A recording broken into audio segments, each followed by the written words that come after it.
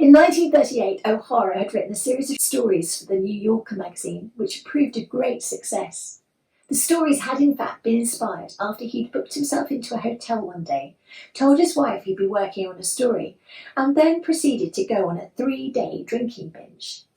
After he sobered up, he attempted to purge himself of his guilt by writing about a nightclub master of ceremonies he apparently knew, who he referred to as his pal Joey. Just talking musicals with you. Hello, my name is Lesley Knight, and welcome to Just Talking Musicals. In the last few episodes, we looked at the making of Porgy and Bess in the 1930s and its phenomenally long road to eventual success. When you look at the economic state of the world in the 1930s, it really is a wonder that any musical show was produced during such crippling financial times. Following the toppling of Wall Street and the stock market crash of 1929, the exuberance of the Roaring Twenties had been unceremoniously replaced by the sheer hard slog of the 1930s, as people resolutely clung to the hope that things would get better, as they trudged through the bankruptcy of the Great Depression. No one was above the consequences of the economic crisis, least of all the cinemas and theatres of Broadway. The 1929 theatre season had presented a grand total of 233 productions on its glittering Great White Way. But by the end of the decade, in 1939, that had unsurprisingly dropped to less than 100, with many of its theatrical community having shut up shop and set their sights westward on the bright lights of Hollywood, with the longed-for promise of financial security leaving many theatres on Broadway dark for the first time in their history. One relatively cheap alternative to keep the family both entertained and informed during these lean years was via the wireless radio.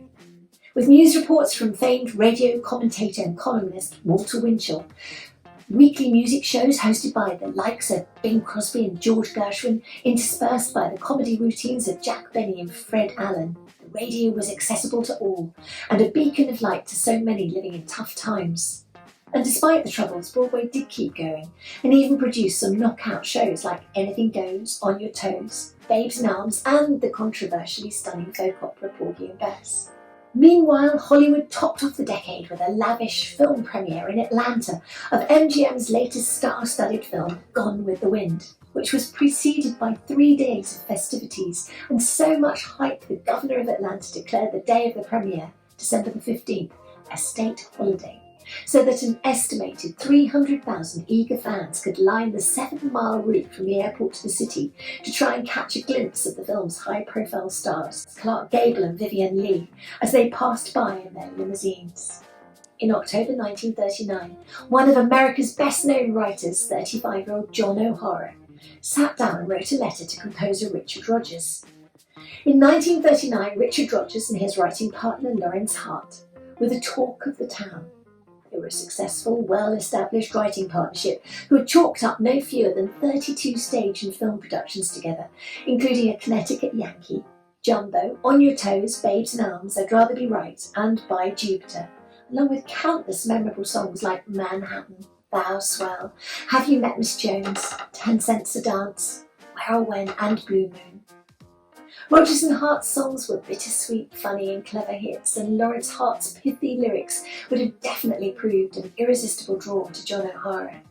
In 1938, O'Hara had written a series of stories for the New Yorker magazine, which proved a great success. The stories had in fact been inspired after he'd booked himself into a hotel one day, told his wife he'd be working on a story, and then proceeded to go on a 3-day drinking binge.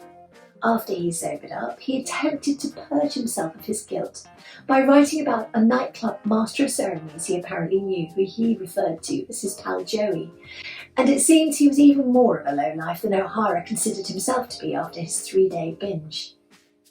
The pal Joey story started out in the New Yorker in the form of a letter written to a successful band leader friend by a not-so-successful nightclub MC in the Midwest, who signed off his letters, "Your pal Joey." The letters were in a conversational style with misspelt words and dodgy grammar, and the voice of Joey Evans, nightclub master of ceremonies, rang out loud and clear off the page. And the New Yorker magazine kept wanting more. Although he soon grew tired of writing the letters, Joey had become a well-rounded character, and O'Hara couldn't deny one obvious fact. The more I wrote about the slob, the more I got to like him. O'Hara was then offered a lucrative contract with 20th Century Fox to go to Hollywood and polish up screenplays for $1,000 a week. And it was while he was there in 1939 that fellow writer George Oppenheimer suggested there was a play in those stories about Pal Joey. And it fired up O'Hara's imagination and prompted the letter in October to his friend Richard Rogers, pitching it very simply. I got the idea that the pieces, or at least the character and the life in general, could be made into a book show. And I wonder if you and Larry would be interested in working on it with me. Here's a copy of the first Penguin edition from February 1946, priced at a mere 25 cents, presenting the reader, according to the Herald Tribune, with a gossipy, wisecracking, conventional small-time crooner, a coarse, sly, big-town wise guy, an honest-to-goodness, no second-hand, all cotton and a yard-wide Times Square Boy Scout. That told us. It didn't take Rogers and Hart long to make up their minds. They were sold on the idea immediately. Here was not only a great story, utterly unique with hard-edged dialogue, a heel as the anti-hero and set in seedy, smoking nightclubs. It certainly wasn't the stuff of happy endings, but it was most definitely a chance to do something no one had tried before. They were excited by the challenge. Rogers and Hart started work as soon as they could in early May 1940. By which time Rogers had already approached the best in the business, George Abbott, to ask if he would direct and produce the show. Although he thought O'Hara's slightly disorganised script needed some work, George Abbott liked the stories, and by July had committed himself to produce and direct the show. Now, it's at this point in the story that I'm going to make a slight detour, if you don't mind. It's mainly because, when I was researching these stories, it struck me that we have such clear-cut, direct connections to the people working on these shows in the present day. Perhaps you haven't heard of George Abbott, but it wasn't so long ago that he was hailed as one of the most celebrated director-producers Broadway had ever known, and he was known to be correct to all and sundry as Mr. Abbott, and he believed in giving young people a chance. The New York Times reported that he was involved in one capacity or another in more than 120 productions on and off Broadway and on the road, and in some years he had 3 hits running at once. In 1954, Gilbert Milstein of the New York Times wrote of him that, on the basis of sheer frightening volume alone, an easily defensible argument can be drummed up that no living individual, or possibly even dead, has contributed more to the Broadway theatre in the capacities of actor, director, producer, co-producer, author, co-author and play doctor than George Abbott. And don't forget, this accolade was written in 1954, when Mr. Abbott still had more than 40 years of work ahead of him. In July 2019, the world very sadly said goodbye to another phenomenal Broadway director-producer. He was 91 years old. His name was Hal Prince, and he was one of those young people George Abbott had given a job to, given him the chance to learn the ropes and get into the business. In fact, he became Mr. Abbott's most celebrated protégé, and they shared an office together on Broadway until Mr. Abbott passed away in 1995 at the tender age of 107. Incidentally, according to the New York Times, when George Abbott was a mere 106 years old, he walked down the aisle on opening night of the Damn Yankees revival and received a standing ovation. He was heard saying to his companion, "There must be somebody important here." So what's my point?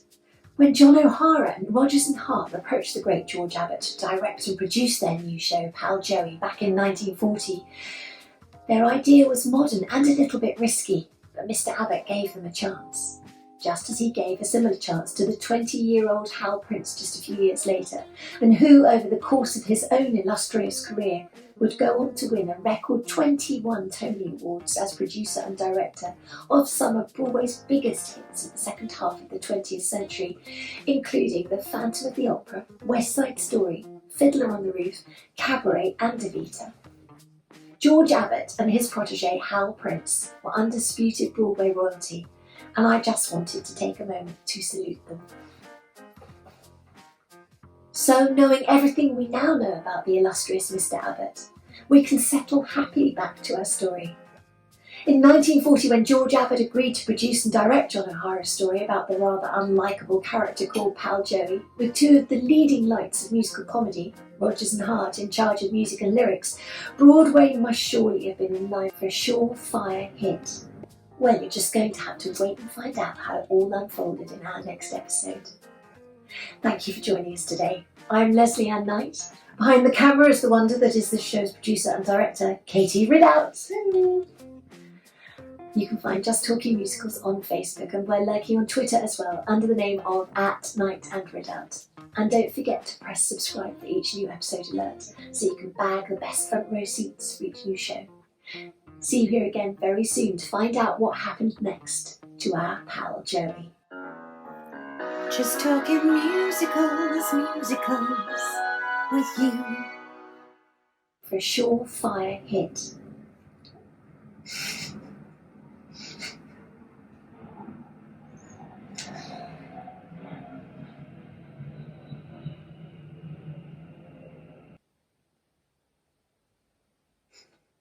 Good. We dodged all the airplanes.